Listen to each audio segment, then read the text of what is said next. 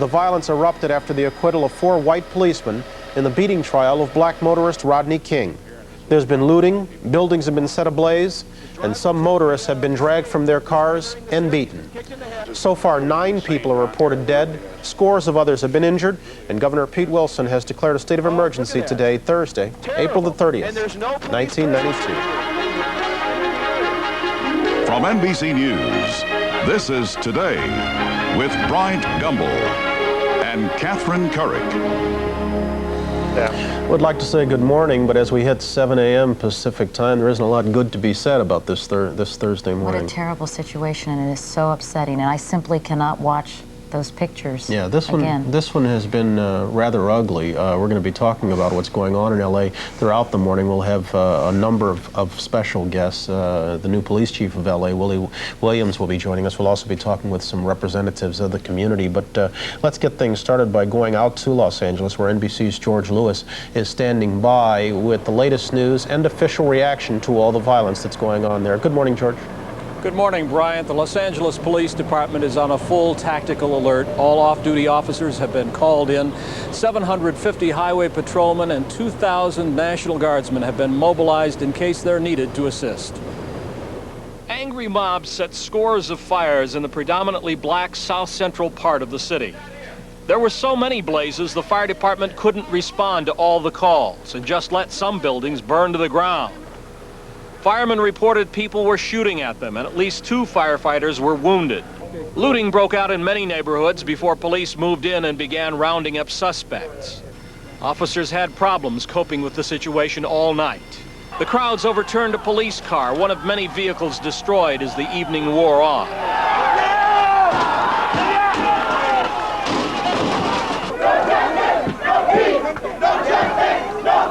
A protest rally at the main downtown police headquarters got out of hand as mobs vandalized nearby buildings, including the Los Angeles City Hall. In the Little Tokyo section of downtown, crowds attacked the new Otani Hotel as Japanese tourists tried to get out of the way. Los Angeles Mayor Tom Bradley went on television and appealed for calm. We're encouraging everyone to cooperate, stay off the streets. It's anticipated that a curfew will be put into effect tomorrow night. The mayor asked for help from the state in bringing the situation under control. Governor Pete Wilson called out the California Highway Patrol and National Guard. And additionally, we have made available some 2,000 National Guardsmen. They are on standby, prepared to move. Transport has been arranged so that additional Guardsmen and CHP can be moved from Northern California. The National Guard is given missions. We indicate to the National Guard what we want them to do. We simply turn them loose and say, just go do that. Officials said they were hopeful the situation would calm down soon. But in the middle of the night, people were still out on the streets, still angry about the verdict in the King beating trial. That if I go into a store on videotape and steal a Twinkie, I'm going to jail for 6 months, okay? You got 4 guys on videotape, obviously savagely beating someone, and they get off. I'm black, they're white. You know, what's happening here?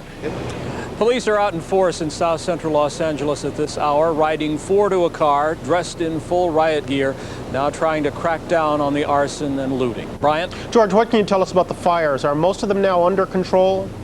Well, the fire department has been having a problem. As soon as they put a fire out, somebody starts one somewhere else. At last report, 30 fires were still burning. There's smoke in the air in Los Angeles, and you can smell it here downtown. George, we are hearing reports the rioting has spread to other parts of the city, and that in other parts of the city, whites are involved. True? There is some sporadic rioting in other parts of the city. It's on a smaller scale than what's going on in South Central. Okay, is LAX open, or is the smoke kept it closed? LAX is open, but they've had to reroute flights. They're coming in from the ocean side because of the smoke. All right, George, thank you. For the City of Angels, it was a hellish night, and in contrast to the riots of '65, the violence this time was carried live on TV.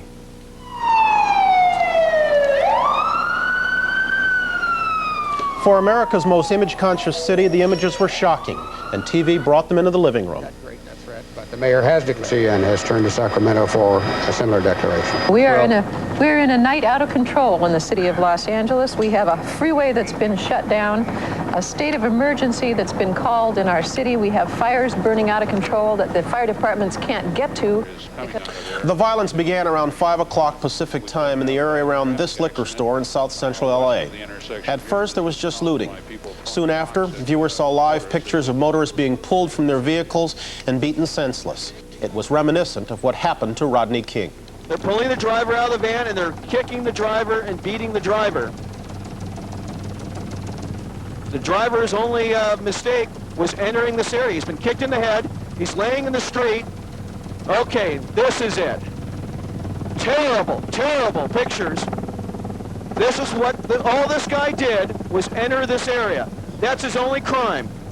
Hit the siren, Doug. Yes. Okay, this guy is laying in the street. Hit the siren, Doug.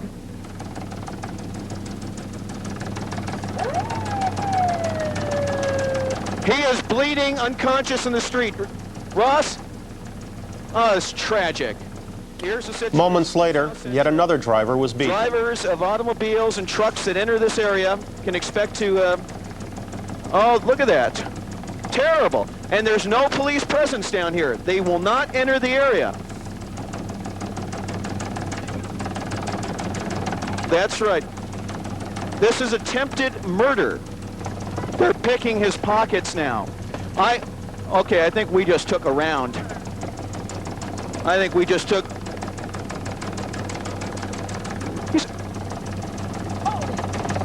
You see that? He's reaching up for help, and somebody kicked him in the head. Now look out to the east there a little bit. Soon the intersection of Normandy and Florence saw even more violence. This place is getting totally insane down here. It really is. Boy, I tell you, it's really a... One of the unsuspecting victims later died of his injuries. Several were rescued by neighborhood Good Samaritans. But at least one of those injured is in critical condition this morning. As night fell, the violence grew. Fires erupted around a wide area of South Central Los Angeles and in the downtown area.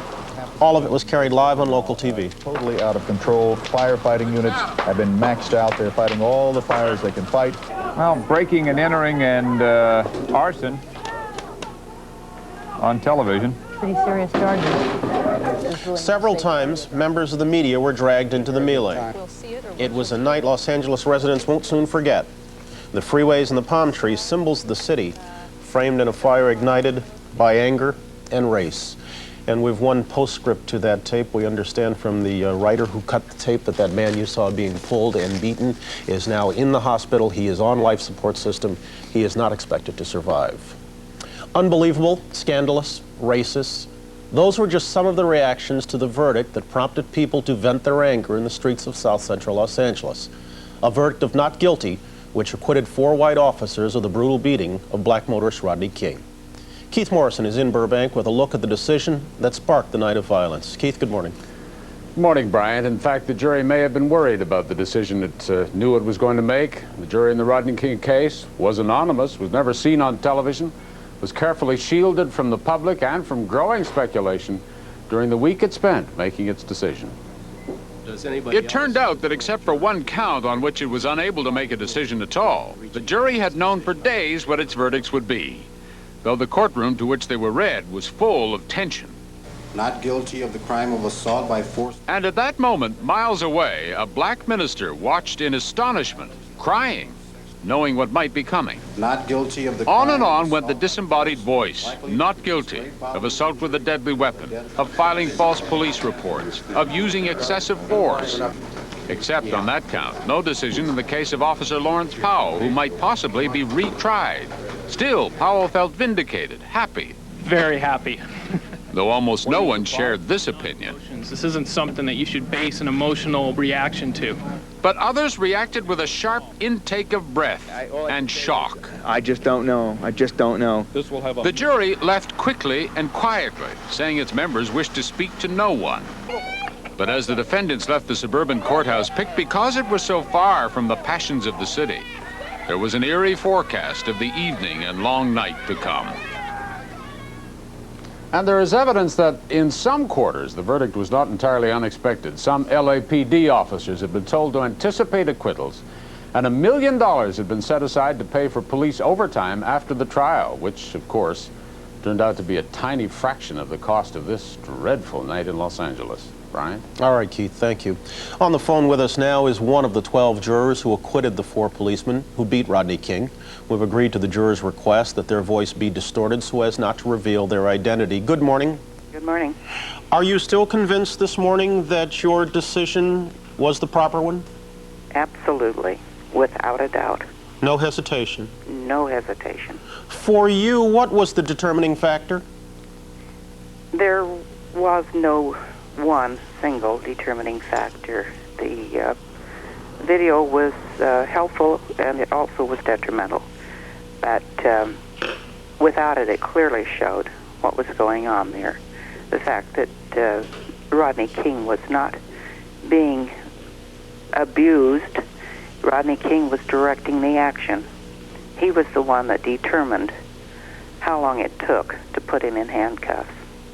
Because as long as he fought, the patrolman, the policeman had to continue to try to maintain him to keep from having more erratic, felonious actions.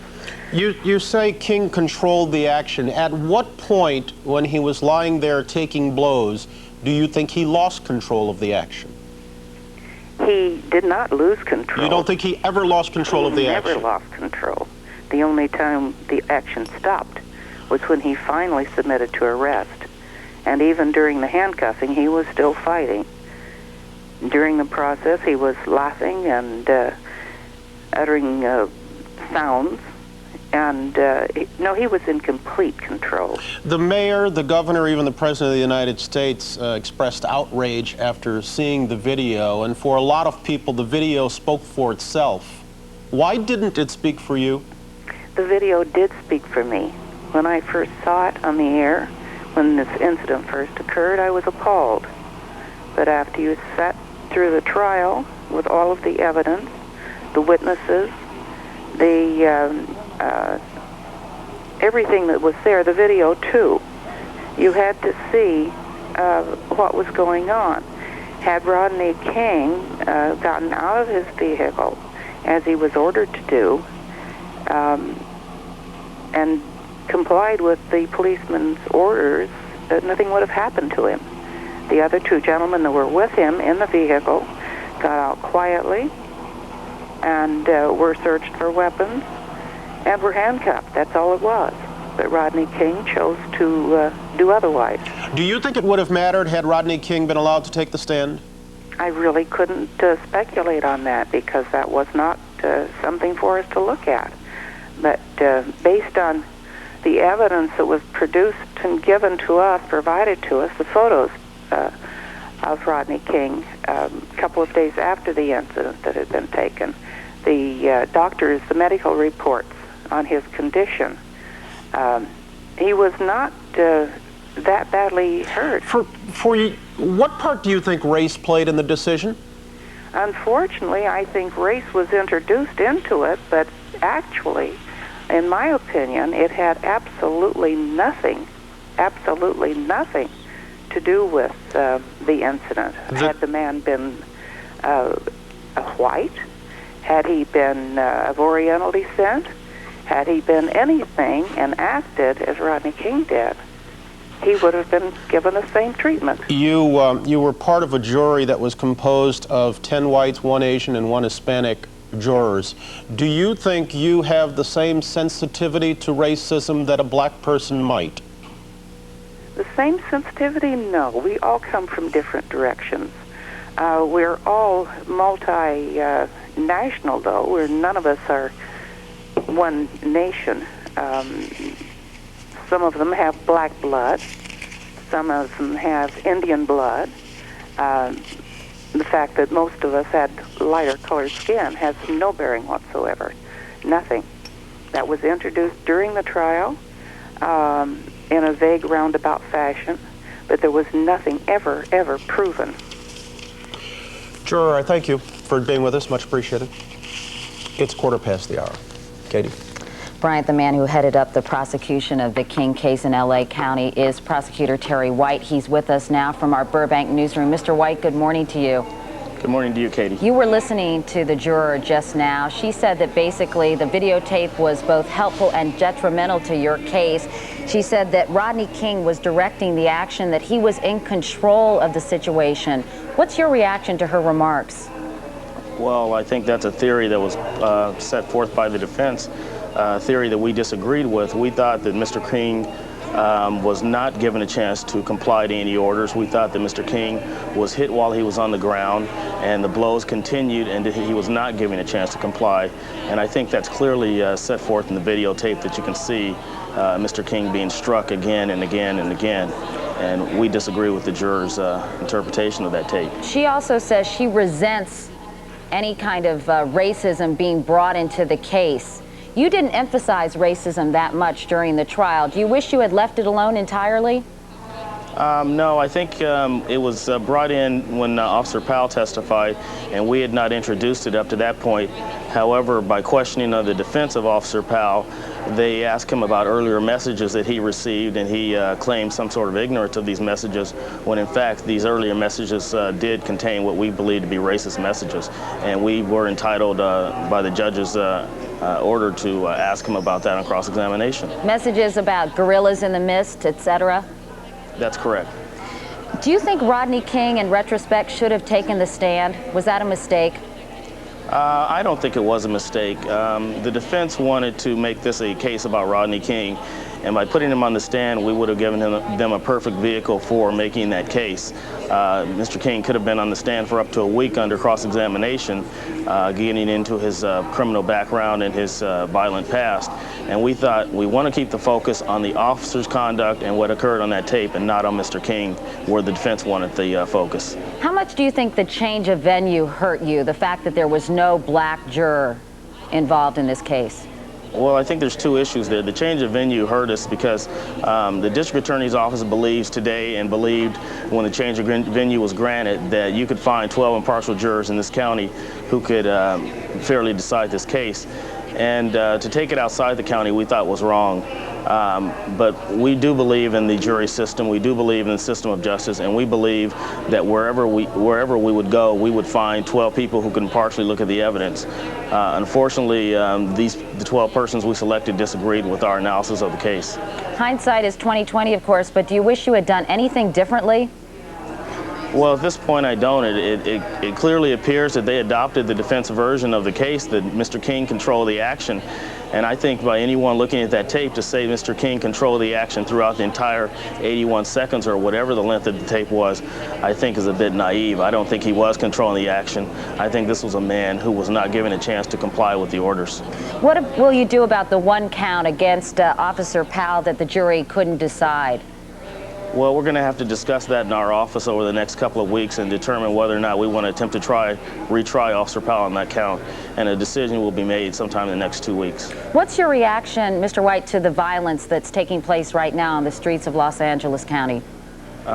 It's very frustrating to see. I understand the disappointment to the verdict, but I don't think this is a way to venture frustrations.